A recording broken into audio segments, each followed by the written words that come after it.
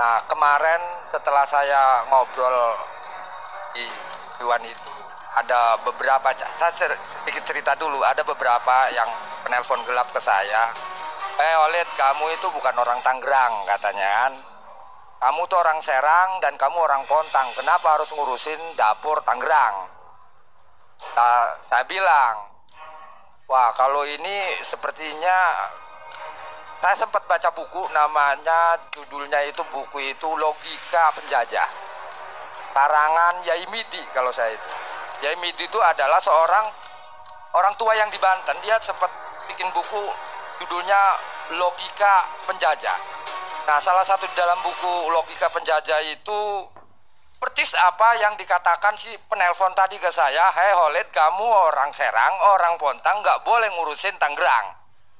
Nah, padahal kalau menurut saya sebagai nelayan harusnya mempunyai pandangan tidak boleh parsial gitu kan. Nah, ciri-ciri penjajah itu yang mempunyai pandangan parsial.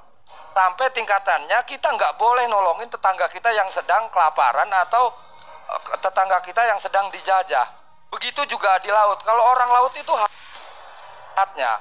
Ketika Tangerang menangis, ya orang Serang juga harus menangis. Ketika Rempang menangis, iya orang Serang juga harus menangis, harus ikut sakit. Ketika pesisir Manado Utara menjerit, ya orang Serang juga harus menjerit. Nah, artinya ketika saya ngomong bahwa ini adalah dampak yang sangat berbahaya buat kami sebagai nelayan dan petani. Justru ketika saya melihat kejadian-kejadian di laut gitu kan, pemagaran laut, kemudian tanah diuruk, kali diuruk gitu.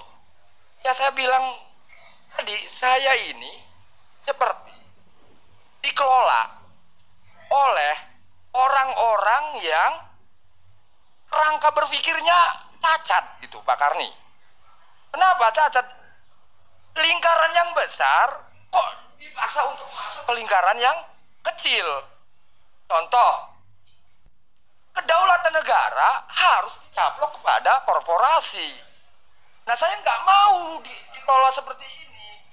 Kenapa tidak mau? Dan pokoknya lebih baik saya melawan daripada hidup saya sebagai petani nelayan dikelola oleh korporasi.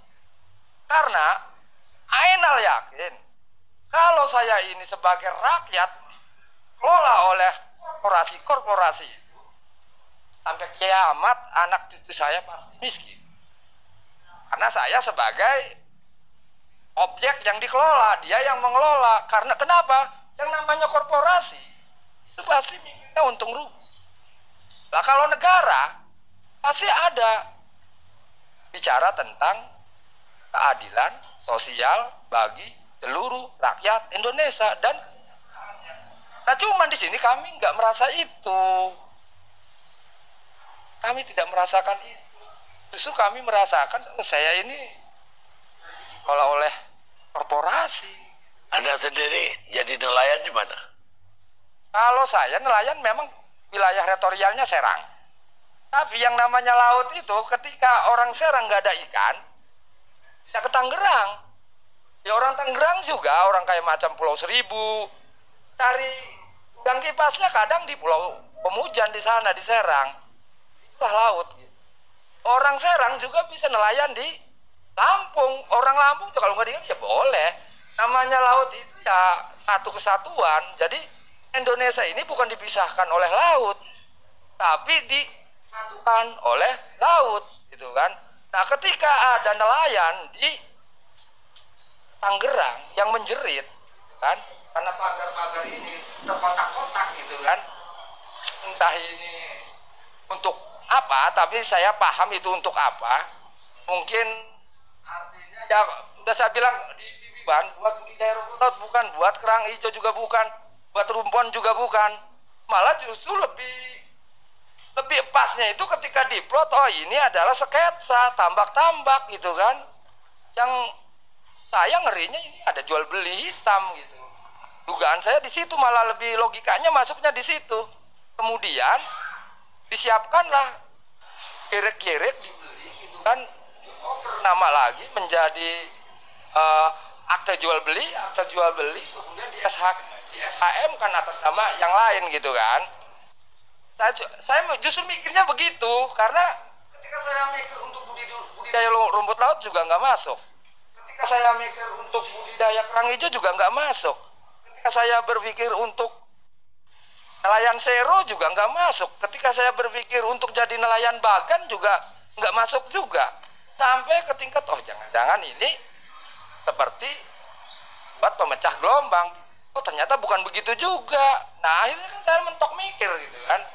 Nah justru yang terakhir saya mikir adalah ketika ini diplot ini sketsa kotak-kotak gitu kan, blok A, blok B terus. Nah, yang herannya pagar itu kok hanya tumbuh di wilayah yang diplot sebagai proyek yang di-BSN kan.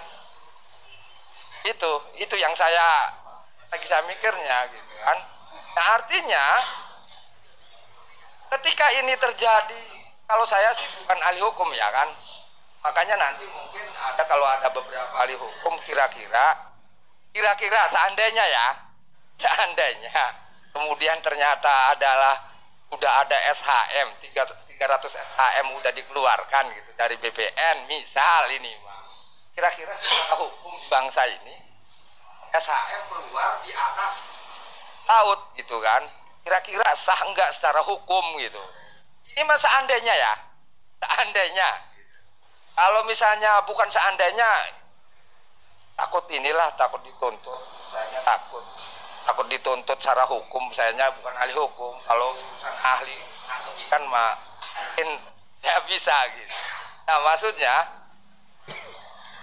ketika saya ini sebagai masyarakat yang merasakan kejadiannya brutal gitu kan, laut dipagar di kotak-kotak, sehingga ketika saya untuk mencari ikan ini ruangnya jadi sempit gitu. Dan itu yakin bukan saya doang yang merasakan, yakin petani rajungan juga yakin sama deh apa yang saya rasakan. Nah kalau misalnya ada nelayan yang tidak merasa terganggu itu, kayaknya harus dipertanyakan lah. Apa yang Anda alami dengan adanya pagar itu? Gimana Pak? Apa yang Anda alami atau kesulitan apa yang Anda alami setelah ada pagar itu? Ya kesulitannya jarak tempuh. Satu itu jarak tempuh. Ya misalnya yang harusnya kita itu habis 2 liter atau 3 liter, jadi 2 kali lipat. Satu. Kedua, kadang kalau ada patahan-patahan bambu yang ada di situ, ketika musim rob itu kita nggak kelihat, nggak akan nabrak dinding perahu. Karena sementara dinding perahu kita itu ya dari kayu, gitu kan, bisa bolong gitu kan, atau bisa kena kipas patah gitu, tidak akan membahayakan gitu. Itu 2. Nah ketiganya, ketika ada musim gelombang besar gitu kan, kebetulan kalau saya kan nelayan tradisional Pak. Nelayan tradisional itu ya kayak macam rajungan gitu kan, terus bondet gitu. Nah itu kita bisa ke pinggir. Cuman masalahnya ketika kita memilih lokasi yang saya anggap itu banyak ikan, kemudian di situ ada pagar. Nah dengan ada pagar itu akhirnya saya harus menghindari itu. Ya kalau dijawab misalnya, oh, itu kan nggak ganggu nelayan, tetap nelayan masih bisa nelayan gitu, masih bisa keluar nelayan. Ya, cuman artinya alangkah baiknya kalau tidak ada bambu-bambu itu. Artinya tidak ada masalah buat saya. Melihatnya rucak, laut di pagar-pagar itu rucak melihatnya itu, enggak merdeka pikirannya gitu. Jadi keganggu aja lah Pak. Itu kan udah lama dibangun ya, dari Agustus saya dengar. Ya udah berapa, 6 bulan gitu. Anda tahu bahwa mulai dipagar-pagar kapan? Setahu saya mengetahui itu, saya hitung tuh sekitar 5 bulanan lebih. Kalau hitung dari sekarang tuh 5 bulanan lebih. Terus apa tindakan nelayan selama itu? Apa melapor, ngadu saya, kemana? ya tindakan pertama, saya pikir ini adalah teman-teman yang memang dia bergerak di budidaya, misalnya rumput laut atau misalnya kerang hijau gitu. Awalnya tuh, cuman saya lihat-lihat kok ini bukan gitu. Nah, saya juga sempat lapor ke DKP provinsi. Gitu. Dan DKP provinsi ternyata juga udah tahu gitu. Oh itu pagar bahwa itu adalah melanggar dan ilegal. Kata saya, Pak, kok kenapa nggak ditindak? Tapi saya hanya melaporkan katanya. Nah, melaporkan ke atasan, ke pusat, ke KKP gitu. Udah dilaporkan. Ya saya tunggu, tetap saya menunggu gitu sampai akhir ini disegel. Gitu.